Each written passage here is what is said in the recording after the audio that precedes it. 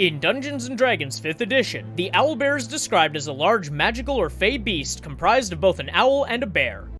So yeah, pretty straightforward. I think that's the video, folks. I'm just kidding. The Owlbear has the body of a bear covered in feathers and fur with an owl-like head, combining the ferocity and aggression of a bear with the perception and cunning of an owl. They were known to be expert trackers that were often seen taking great pleasure in the hunt itself, and of course, the final kill. The Owlbear has an AC of 13 and 59 hit points, with a speed of 40 feet. They have excellent strength and constitution, a positive wisdom score not often seen in monstrosities of lower level, but terrible intellect and wisdom like most creatures of this type. They have a +3 to active perception checks, dark vision up to 60 feet, and a passive perception of 13. In addition to this, they have the trait Keen Sight and Smell, giving them advantage on pretty much all perception checks, making hiding from an owlbear incredibly difficult, especially at lower level. In combat, they use a multi-attack consisting of 1 beak and 1 claw. Both have a +7 to hit, with the beak dealing 1d10 plus 5 piercing damage, a potential of 6 to 15, and the claws dealing 2d8 plus 5 slashing damage, a potential of 7 to 21, for a grand total potential of 13 to 36 damage per turn. As a DM, I would use the Owlbear in combat as a violent, vicious attacker, striking players that are giving it the hardest time. I would use its speed to close distances, and then strike a single target with both attacks at once. If the Owlbear finds that its attacks on a target are not very effective, say on an armored melee player for instance, I believe it would be wise enough to angrily swap to a different target, charging at someone else that it believes it can actually hurt. As an aside, I personally believe that Owlbears not only make a decent low-level encounter, but can also make an excellent supplement to higher levels. Just imagine, your party is being hunted through a forest by some higher-level humanoid. Add in an owlbear or two to act as bloodhounds, and the encounter becomes even more dangerous, as hiding and running quickly become bad options, forcing your players to come out and fight.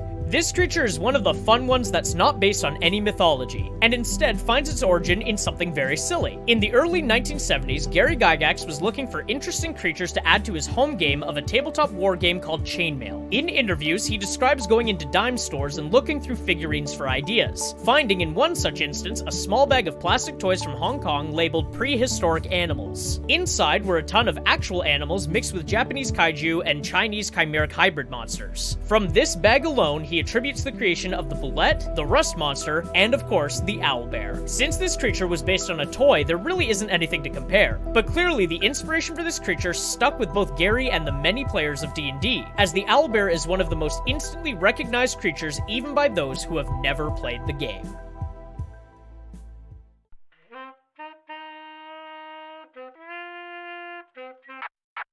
If you enjoyed that video, please leave a like and comment below, and consider subscribing to the channel. You can also join the Patreon for $1 a month, link in the description below, to access videos days before they're posted here, as well as other exclusive stuff like short stories, videos, and more. For all of my other content, you can find me on Twitch at Moglaroo, YouTube and TikTok at Moglaroo Streams, or my website, mwjgilmore.com.